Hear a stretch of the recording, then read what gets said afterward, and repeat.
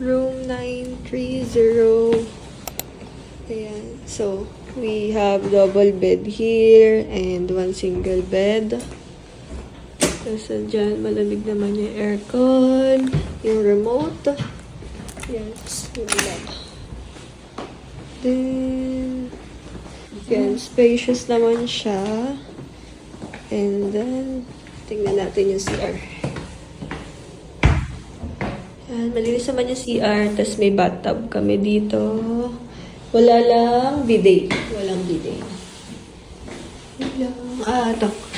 Merong blower and towels. Okay. Ano pang meron dito?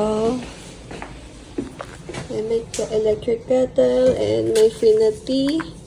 3 bottled water. Tapos yung socket, pwede naman yung gaya sa Philippines lang din ang socket natin. Ito lang. May TV. Spacious naman yung room.